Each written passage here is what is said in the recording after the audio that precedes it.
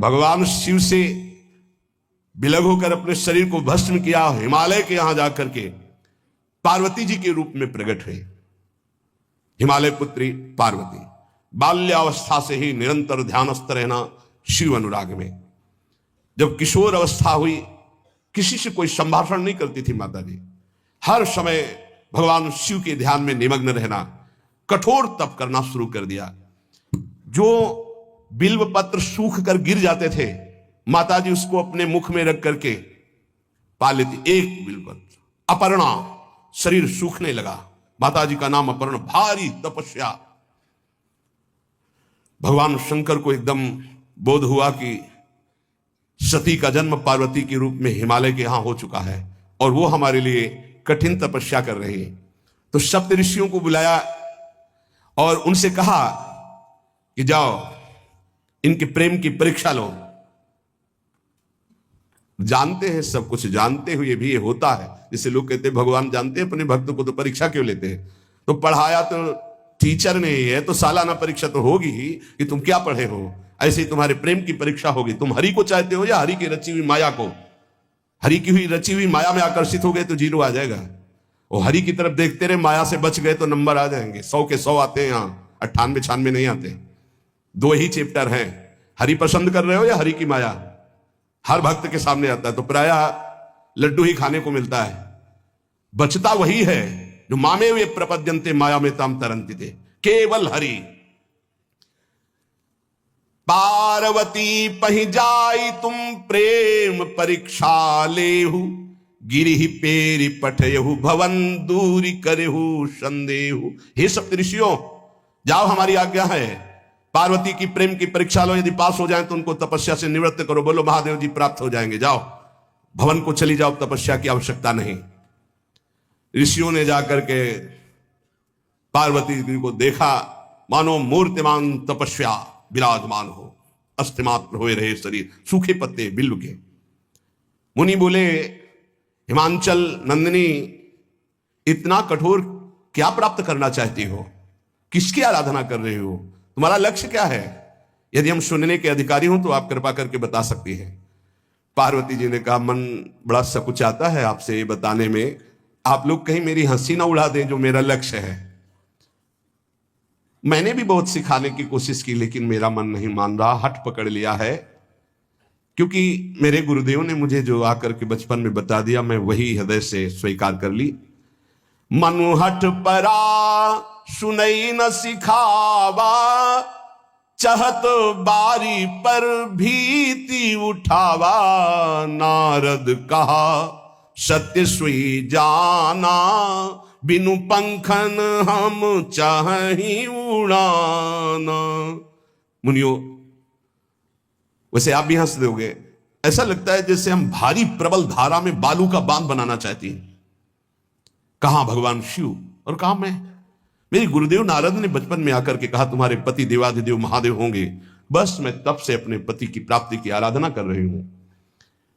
पता नहीं आप मेरी बात सुनकर हंसेंगे कि मानो बिना पंख के मैं आकाश को छूना चाहती हूं। ऋषि हंस पड़े और कहा, बात तो सही है, पर्वत से उत्पन्न हुई हो तो इसलिए तुम्हारी बुद्धि भी हमें लगता है जड़ ही है। नारद के उपदेश से आज तक किसी का घर बसा है? नारद के उपदेश से किसी का घर बसा है? अरे जिसका उपदेश किया उसको बैरागी बना दिया, गृहस्थी तो बनाया नहीं।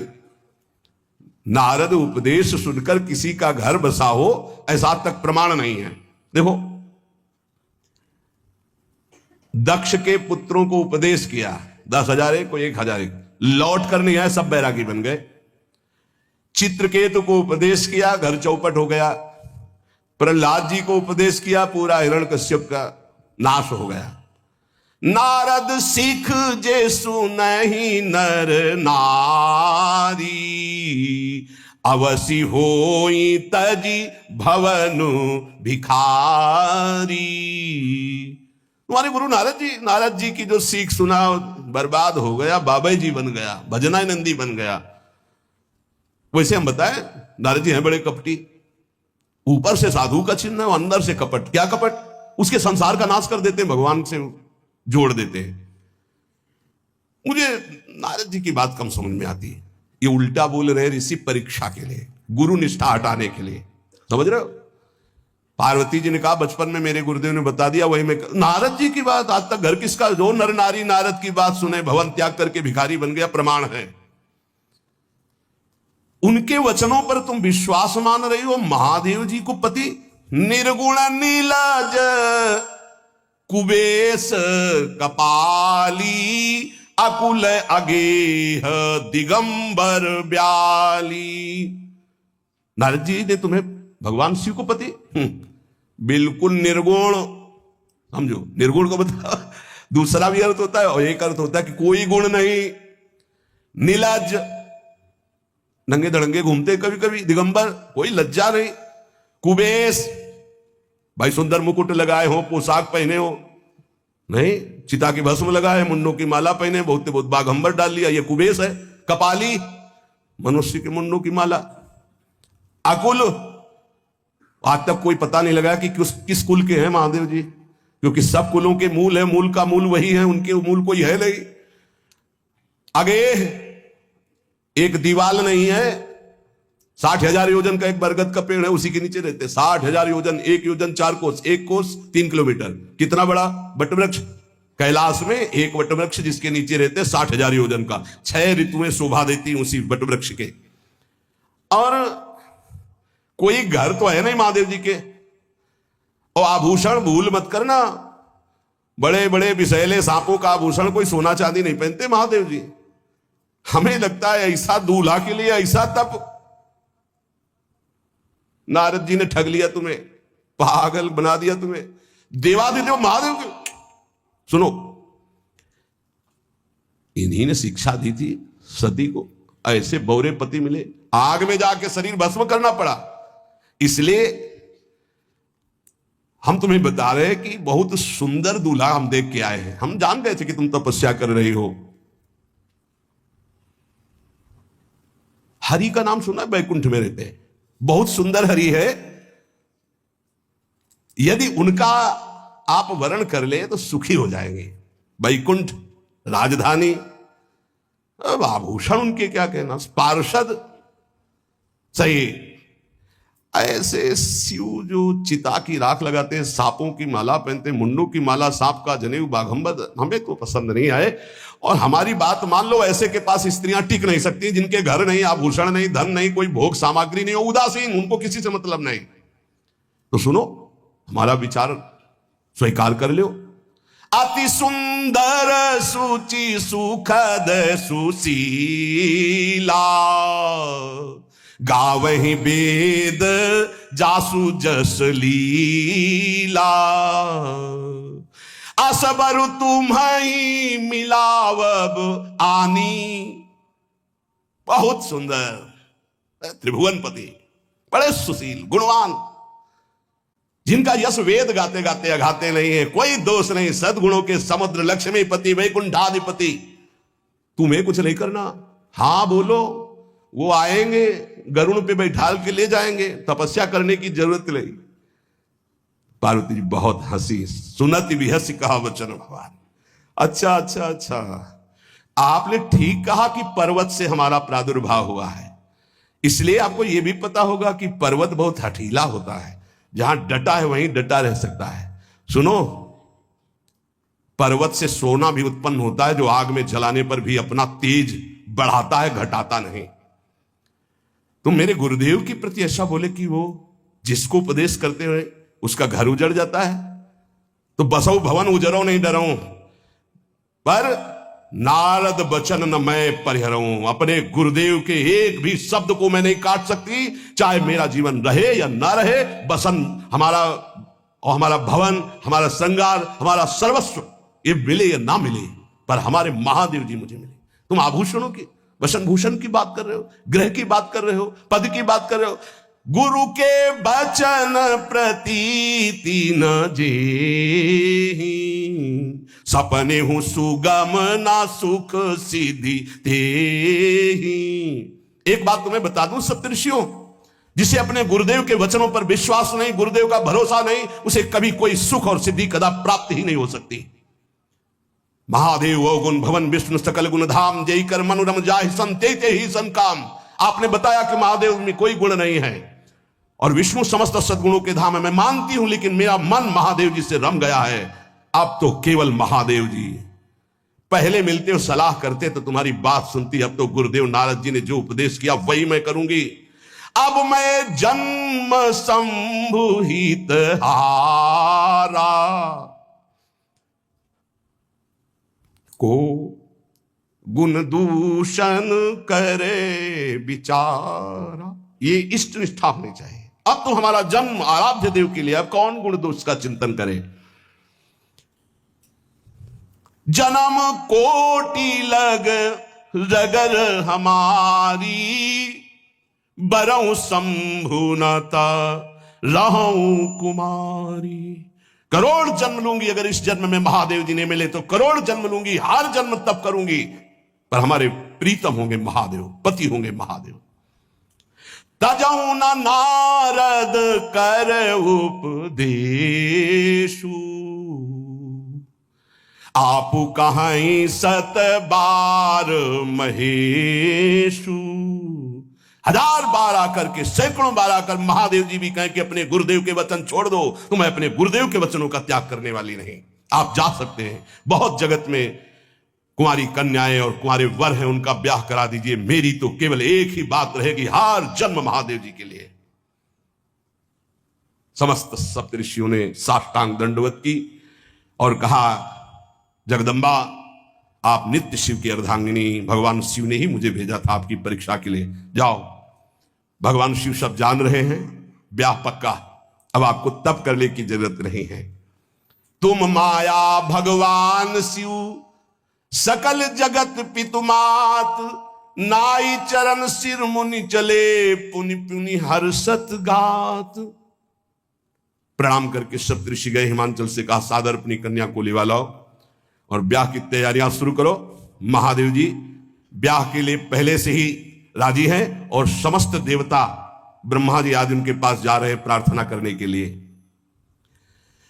इधर जब पार्वती जी को लेकर हिमालय अपने घर पे आते हैं, तब भगवान विष्णु, समस्त देवता, ब्रह्मा जी कैलाश पहुंचे, जहां भगवान शिव विराजमान थे। सबने स्तवन किया और कहा, प्रभु बहुत दिन से एक लालसा है, सकल सुरन के हृदय शंकर परम उछाहु, निज नैनन देखा चाहि नाथ तुम्हार विवाह। भगवान विष्णु, ब्रह्मा जी, समस्त देवताओं ने कहा, प्रभु हम सबके मन में एक उत्साह है, आप दूल्हा हो, हम सब बराती हो, आपका विवाह देखना चाहते हैं। प्रभु ये उत्सव देख ले तो हमारा जीवन सार्थक हो गया, आप हां बोलो। कामदेव के मद को चूर करने वाले आपको दूल्हा रूप में देखना चाहते हैं हम सब। स्वामी का स्वभाव होता है सेवक को सुख देना। पार्वती जी ने अपार तप किया है आपके लिए, आप उनको अंगीकार कीजिए। भगवान विष्णु, ब्रह्मा जी की प्रार्थना सुन करके भगवान शिव जी ने कहा, तथास्तु, ठीक है ब्याह पक्का। देवताओं ने नगाड़े बजाए, फूलों की वर्षा होने लगी, देवाधिदेव महादेव की जय के नारे कैलाश में गूंजने लगे। सप्तऋषि भगवान शिव के पास आए, कहा, प्रभु बड़ी अनन्य है पार्वती जी आपकी, अखंड प्रेम है, हमने बड़ा छल करके उपदेश किया, लेकिन उन्होंने कहा कि मैं नारद जी का उपदेश नहीं त्याग सकती, करोड़ों जन्म लूंगी और हर जन्म महादेव जी के लिए। भगवान शिव जी की आंतरिक वृत्ति जो पार्वती जी की प्रीति की है उसे कोई नहीं जानता। बहुत विरह में रहे, ऐसा न समझे कि देवाधिदेव महादेव जी परम उदासीन है, नहीं, सती जी के वियोग में बड़ी विचित्र दशा महादेव जी की हुई थी। सप्तऋषि फिर गए पार्वती जी के पास और कहा, भी बीच में घटना घट गई, कामदेव गया था, महादेव जी की समाधि को भंग किया, तो महादेव जी ने कामदेव को भस्म कर दिया, तो ब्याह का मतलब क्या रह गया। भवानी ने कहा, तो तुम क्या अभी तक भगवान शिव को कामयुक्त देखते थे क्या? क्या तुम समझते हो तुम्हारे जान काम अब जा रहा? अरे अब लगे शंभु रहे सभी कारा, तुम्हारी नजर में अभी तक भगवान भिखारी थे और अब काम को भस्म किया है।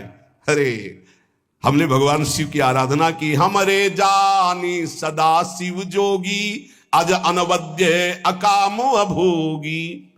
मैंने तो शिव को सदा ही योग संपन्न ब्रह्मबोध देखा है।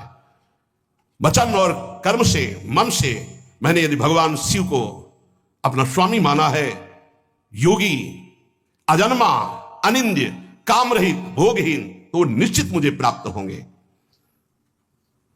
भगवान शिव के पास फिर सप्तऋषि गए, बोले प्रभु गजब की निष्ठा है, केवल आपके प्रति प्रेम है।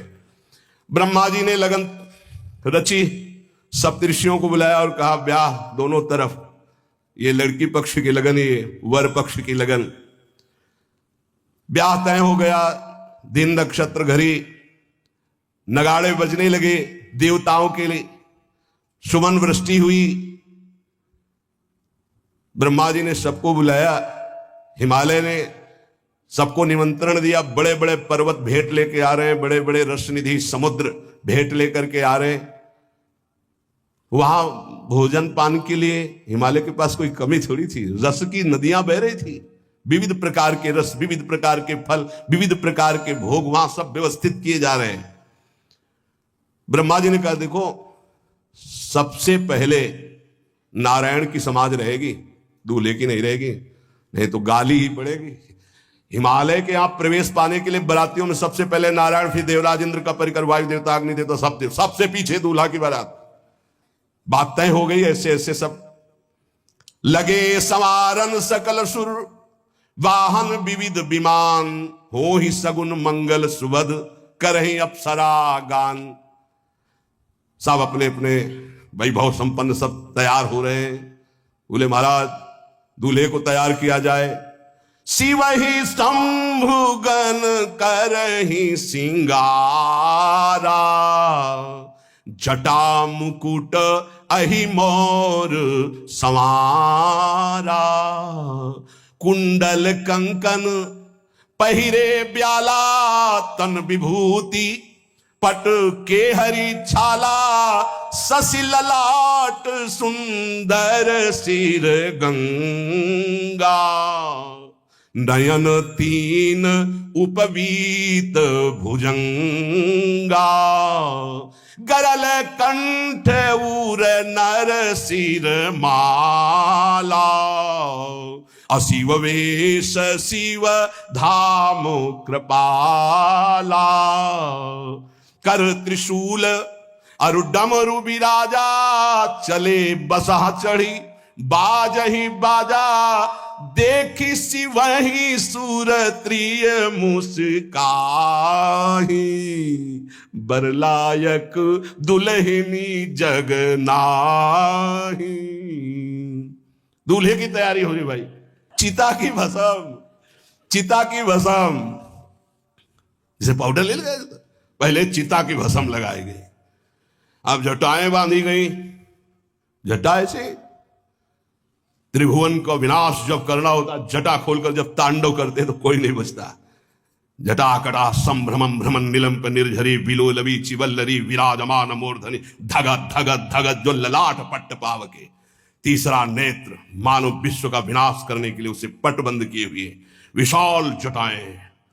जटा का तो मुकुट सवार आ गया, अब जटा बंधे का ऐसे सांप, ये मुकुट सांप, और कुंडल करिया और भूरी भी थी। हाँ, सोने चांदी के लिए डंक मार दे तो बेहोश हो जाओ ऐसे। पहिरे ब्याला, बाजूबंद छोटे फण वाले है, कोई पनिहा कोई दुमहा ऐसे, और ऐसे जनेऊ वासुकी नाग, गले के माला भगवान का विभूत, ऐसा स्वरूप है, और शेर की छाल नीचे, शशि ललाट, द्वितीय का चंद्रमा, शशि ललाट, ये मुकुट द्वितीय का चंद्रमा, सुंदर सिर गंगा, भगवती गंगा, फवारे नहीं उठते जटा के बीच से गंगा जी, नयन तीन, माथे वाला बंद है, दो खुले हैं, उपवीत भुजंगा, जनेऊ वासुकी नाग, गरल कंठ, नीलकंठ विष यहां रोके हुए, और मुंडों की माला, हाथ में त्रिशूल, डमरू बंधा हुआ, नंदिकेश्वर पे सवार। बोले ऐसे दूल्हा के लिए दुल्हन तो त्रिभुवन में नहीं मिलेगी, ऐसा दूल्हा दुल्हन का मिलेगी।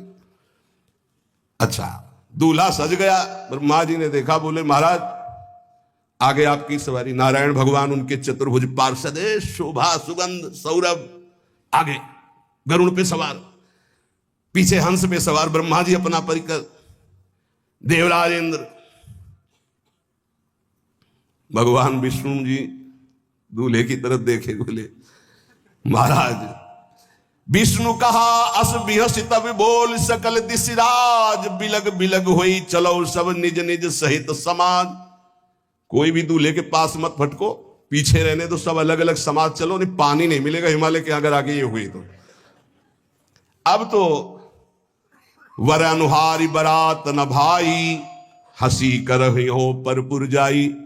नारायण ने कहा कि दूल्हा के अनुरूप ही हम सब बराती नहीं भैया, दूल्हा सबसे पीछे, सब बराती क्रम से पहले हम, फिर ब्रह्मा जी, फिर देवराज इंद्र, ऐसे सब। भगवान शिव ने कहा तुम अपने पार्षद सब लिए हो, तो हम बुलाते हैं। श्रृंगी निकाली, जे ही बजाया तो भगवान शिव के पार्षद आ गए। शिव अनुशासन सुनि सब आए, प्रभु पद जलद शीस तिन जय हो महाराज की आज्ञा करो। अरे बोले विवाह हमारा बहुत दिलों से आओ।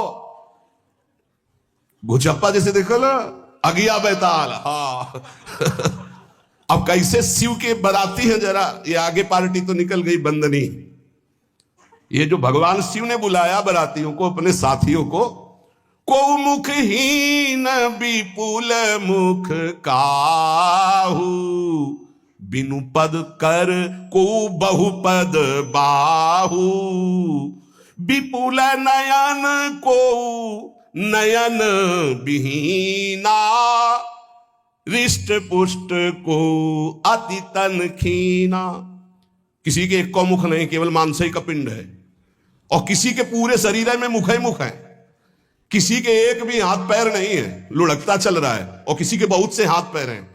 किसी के नेत्र नहीं है, किसी के बहुत नेत्र हैं। बड़ा विचित्र। किसी के हड्डी हड्डी है तो कोई बहुत मोटा है, कोई बहुत पतला है। तनखीन को अति पीन, पावन को अपावन गति धरे, भूषण कराल कपाल कर सब सद्य सोनित तन भरे। खरस्वान सुमर सुकाल मुख गण भेष, अगणित को गने बहुजिनस प्रेत पिशाच जोगी, जमात बरनत नहीं बने। पिशाचिनी खून लपेटे नाच रहे, भगवान शिव का विवाह। और भूत और किसी के सुअर के मुंह, किसी के कुत्ता के मुंह, किसी के गधा के मुंह। बड़ा विचित्र भेष भगवान के शिव के पास। नाचहि गावहि गीत, कौन अप्सरा गंधर्व नहीं, परम तरंगी भूत हो, ऐसे बच रहा है। ये गान हो रहा है, हड्डी हड्डी है भूत की, भगवान शिव के सामने नाच रहा है, गा रहा है। कैसा शोभा होगी। खून लपेटे पिशाचिनी, अगिया बैताल, रोड लाइट अगिया बैताल, भगवान शिव की बरात। भूत प्रेत बड़े मौजियल, स्वामी का विवाह हो रहा है, खूब छिड़क कर नाच रहे, देख ले तो मूर्छा आ जाए। अब बनी है बारात, तो जस दूल्हा तस बनी बराता। बाजा कौन बाज रहे हैं? कोई गाल बजा रहा है, कोई मुंह बजा रहा है, वो बैंड थोड़ी बज रहे हैं। कोई चीख रहा है तो जैसे अलग अलग नहीं, तुरही बज रही है, वहां कोई बाजे नहीं, सब भूत है, भूत प्रेत पिशाचिनी, ऐसे स्वर निकल रहे हैं। अब भगवान शिव चले नंदिके पर सवार होकर, जस दूल्हा तस बनी बराता। हिमालय बड़े उत्सव में है, देवाधिदेव महादेव जी की महिमा हिमालय की पत्नी से नारद जी ने सब सुना रखी है। अब तो जितने भी सुंदर सुंदर सब पदार्थ, सब व्यवस्थाएं, सब किए, हाथ जोड़े खड़े हैं। जगदम्बा जहां विराजमान है, वहां सिद्धियों की कौन सी कमी है। ये हुआ कि जय हो बारात पधार रही है, सामवेद का गान करते हुए गरुड़ पर विराजमान भगवान नारायण।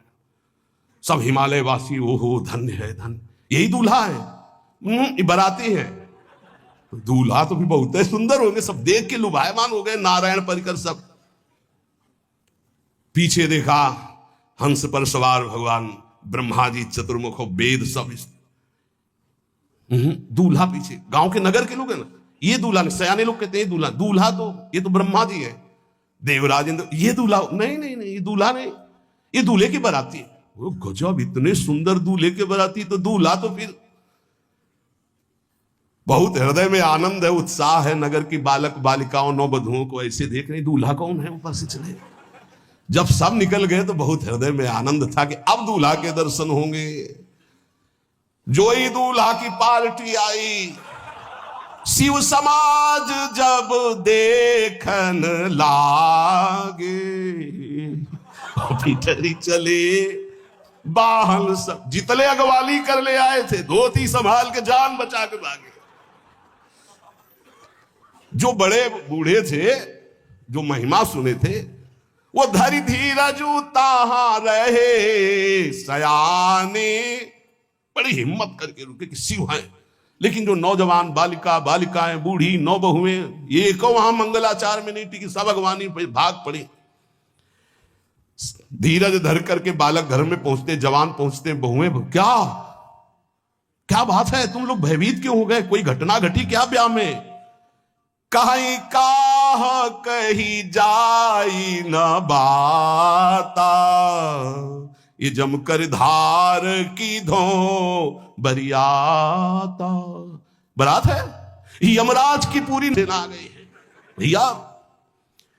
दूल्हा देखा कैसा, बोले बरु बौराह बस असवारा, ब्याल कपाल विभूषण छारा। देखा है दूल्हा, बरु बौराह, बरु बौराह बावरा है, क्यों, बैल पे सवार है, सांप की माला पहले, भस्म चिता की लगाए, मुंडों की माला है। अरे पूछो मत, ऐसा दूल्हा। दूल्हे के सरितन छार ब्याल कपाल भूषण नगन जटिल भयंकरा, संभूत प्रेत पिशाच जोगिल विकट मुख रजनी चरा। जी के लौट के बता रहे हैं, भाग्य मनाओ जो जियत रहा है बरात देखत, पुण्य बढ़ते ही कर सही। जिंदा लौट आए बड़े पुण्य समझो, जो बरात देख ले और जिंदा रह जाए, बड़े भाग्य तिनके। देखी सोमा विवाह घर घर बात सब लड़िकन, सबने कहा कि अगर दूल्हा को बराती को देख के जिंदा रह जाए तो विवाह देख पावेगा, मतलब जिंदा नहीं रहेगा। जो बड़े बुजुर्ग थे वो समझा रहे, देखो भगवान शिव हैं, उनकी समाज है, सबको वास दिलाया गया।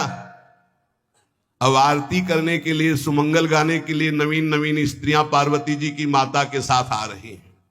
मैना सोने की थाल है, बड़ा आनंद है दूल्हा का प्रथम दर्शन, और आरती लेके जे भी देखा दूल्हा को, यही दूल्हा है। हाँ, भारी रोष पैदा हुआ कि नारद जी ने बर्बाद कर दिया हमारा घर, हमारी बिटिया सूखे पत्ते खा के इसके लिए भजन करती रही। मैना जी ने पीछे मुड़ के देखा, एक भी नहीं स्त्री थी, अकेले थाली लिए खड़ी थी। लौट के आई, उन्होंने कहा कि सब भाग क्यों पड़ी, बोले प्राण बचाए, ऐसे ऐसे करिया फुसकार रहे थे। कोई थाली पटक दी, आरती की गई, पार्वती जी को गोद में बैठाला और रोने लगे। बिटिया ऐसे के लिए भजन किए हो, ऐसे के लिए तपस्या किए हो। आंसू भर के कहा कि विधाता की बुद्धि मारी गई, जिसने तुम्हारी जैसी सुंदर कन्या, वो ऐसा बावरा दूल्हा, ये संयोग रचा है, बुद्धि खराब हो गई ब्रह्मा की। कसकीन बरु बौराह विधि जय तुम्हें सुंदरता, त्रिपुर सुंदरी भगवती पार्वती जी। अरे जो फल लगना चाहिए कल्प तरु में, वो बमूर में लग रहा है। ये आज वही दिल उत्सव, ब्याह का उत्सव भगवान सिंह। अच्छा तो मेरा निर्णय सुन लिया जाए मैना जी का, अगर मेरी बात नहीं मानी गई तो हिमालय के शिखर से अपनी बेटी को लेकर गिर के आत्महत्या कर लूंगी, ब्याह नहीं होने दूंगी। फाइनल, तुम सहित गिरते गिरो पावक जरो, आग में जल जाऊंगी अपनी बेटी को लेके, समुद्र में डूब जाऊंगी, लेकिन ऐसे बोरे बोरा जो ये बर है इसके साथ ब्याह नहीं होने दूंगी, पक्का। सब रोने लगी मैना जी का आदेश सुनकर। मैना जी कहती, हाय मैंने नारद जी का क्या बिगाड़ा था, नारद कर में काह बिगाड़ा, भवन मोर जिन बसत उजारा। कितना बढ़िया सब चल रहा था। बेटी को उपदेश किया कि वर तुम्हारे शिव देवाधिदेव महादेव बर्बाद कर दिया सब। ऐसा दूल्हा, सच्ची मैं ठगी गई नारद जी के द्वारा, पर अब अपना घर बर्बाद नहीं होने दूंगी। क्या जाने नारद जी बेटी का प्रेम क्या होता है। बांझ कभी प्रसव की पीड़ा जानती है, क्या जाने बाबा जी है हमारी बेटी हो ऐसा दूल्हा। जब देखा कि मां बहुत गुरुदेव को उल्टा सीधा बोल रही है, तो उन्होंने कहा माता विचार पूर्वक। जननी ही बिकल बिलो की भवानी, बोली जुत विवेक मृदुबानी।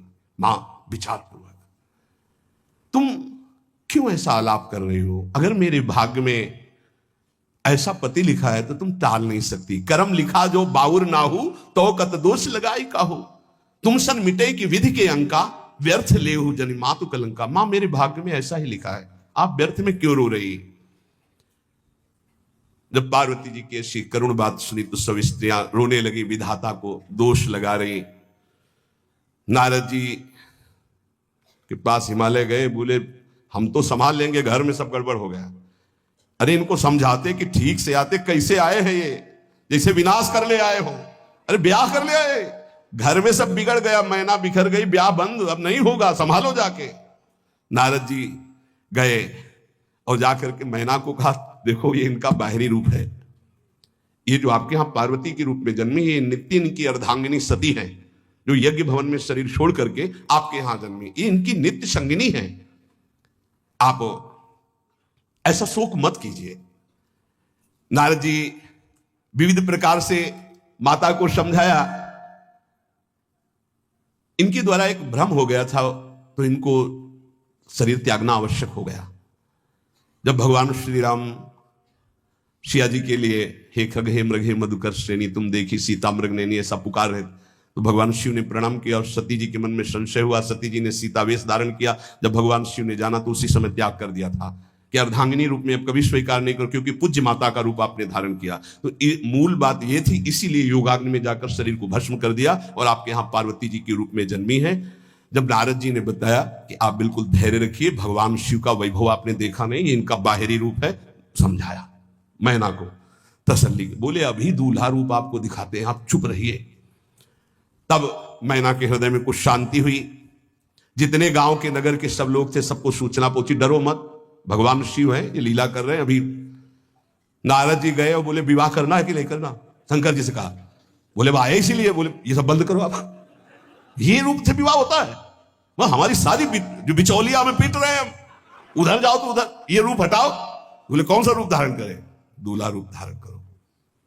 भगवान शिव ने जे भी, बहुत सुंदर शिव है, कर्पूर गौरम जैसे चिदानंद, 16 वर्ष की अवस्था, हाथ में दर्पण और अद्भुत मुकुट धारण किए हुए, जटाएं ढकी हुई, गौरवर्ण, वो सुंदर रूप जो देखे सो मोहित हो जाए। ध्याये नित्यम महेशम रजति किरणिभम चारु चंद्रावतन सम। कैसा सौंदर्य रूप महादेव जी का।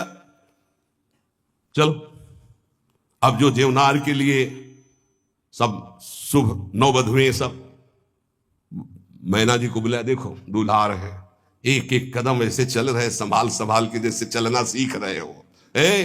तांडव करने वाले चरण है, पर नारद जी ने अब नहीं, नव किशोर अवस्था, हाथ में दर्पण, वो सुंदर रूप भगवान शिव का, एक एक कदम बारात में जो देखे सो मोहित।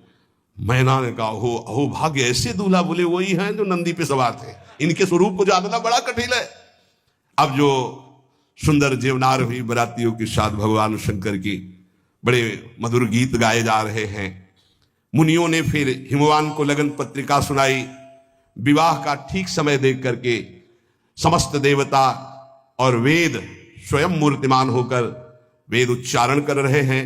भगवान शिव का पाणी ग्रहण संस्कार हो रहा है। पार्वती जी जब श्रृंगार करके सभा में आई ब्याह मंडप पे, तो कोई ऐसा नहीं था जो देखकर मोहित ना हो गया हो। त्रिपुर सुंदरी अंबा है, लेकिन सब ने उनके श्री चरणों में सर झुकाया, क्योंकि जगदात्मा महेश पुरारी जगदंबिका जानी भव भामा सुरन मनन मन कीन प्रणाम। ऐसा सुंदर रूप अंबा जी का, त्रिपुर सुंदरी है। जब वो दुल्हन रूप में पधारी, कोई भी ऐसा नहीं था जो एक बार देखकर मोहित न हो, पर सब श्री चरणों में, क्योंकि जगदम्बिका है, भगवान शिव की आद्या शक्ति है। सुंदरता मर्याद भवानी, जाय न कोटि बदन बखानी। करोड़ों मुखों से यदि वर्णन हो तो इस समय जो पार्वती जी का सुंदर रूप है, नव किशोरी और दुल्हन रूप, पार्श्व में बैठे अत्यंत सुकुमार, कपूर और चांदी की तरह गौर वर्ण, एकदम तेजोमय, विशाल नेत्र, स्वर्ण आदि के आभूषण, कहीं कोई एक बिच्छू सर्प कुछ नहीं, बिल्कुल नव किशोर राजकुमार स्वरूप भगवान शिव पार्वती का मन रूपी भौरा शिव जी के रूप को देखकर लुभायमान हो रहा है। आज्ञा भई, ब्याह प्रारंभ हो। आश्चर्य की बात, गणेश जी का पूजन सबसे शुरू हुआ। लो, मुनि अनुशासन गणपति पूजे शंभु भवानी, गणानान्त्वा गणपति गंघवामहे प्रियानान्त्वा प्रिय। लो, बोले गणेश जी पार्वती जी के मतलब पुत्र का भावातल कि वो जो उट्टल लगा रही थी उसी से ये आदि गणेश है, ये आद्य गणेश है। जैसे आदि ब्रह्म, जैसे आदि ब्रह्म स्वरूप ये गणेश है। भगवान शिव और पार्वती जी ने प्रथम गणपति पूजन किया। मुनि अनुशासन गणपति ही पूजे शंभु भवानी, को सुनि संशय करे जनी, ये अनादि जी जान, कोई संशय मत करना कि वो पुत्र है जो पार्वती जी से प्रकट हुए। बोले नहीं, ये अनादि गणपति का पूजन हो रहा है जो ब्रह्म गणपति है। जस विवाह कै विधि श्रुति गाई, महामुनि सो सब करवाई, गही गिरीश कुछ कन्या पानी, भवई समर्पी जानी भवानी। पाणी ग्रहण संस्कार किया, कन्यादान, ये बहुत बड़ा गृहस्थ धर्म में परम पावन है। देखो, जो हमारी पूर्व धर्म मर्यादा की संस्कृति कितनी पावन संस्कृति है, जिसको आज हम भूलते चले जा रहे हैं, मनमानी आचरण करते चले जा रहे हैं। इसलिए गृहस्थ भी सुख में नहीं रह गया है। गृहस्थ अगर धर्म के अनुसार हो तो उसको परम पद की प्राप्ति होती, परम मंगल होता है। बहुत, ये जो हमारी धर्म मर्यादा है बहुत सुख देने वाली है, लेकिन इसका प्रतिदिन उल्लंघन ही होता जा रहा है। न माता से मतलब, न पिता से मतलब, मनमानी आचरणों से मतलब, जो मन जैसे आवे वैसे बहे, ये हमारी धर्म मर्यादा। देखो स्वयं भगवान कैसी मर्यादा है, पानी ग्रहण कर रहे, कुछ जल मंत्र, ब्रह्म ऋषि साक्षी, फिर पानी ग्रहण। पानी ग्रहण जब कीन महेशा, ये हर से तब सकल सुरेशा। वेद मंत्र मुनि बर उच्चरहि, जय जय जय शंकर सुर करहि। बाजहि बाजन विविध विधाना, सुमन वृष्टि नभ भय विधि नाना। जिस समय पाणी ग्रहण भगवान देवादिदेव महादेव और अम्बा पार्वती का हुआ, समस्त देवता मुनिगण वेद मंत्र उच्चारण करते हुए जय हो जय हो जय हो, विविध बाजे बज रहे, पुष्पों की वर्षा हो रही। हर गिरिजा कर भयउ विबाहु, सकल भुवन भरी रहा उछाहु। भगवान शिव और पार्वती जी का विवाह संपन्न हुआ।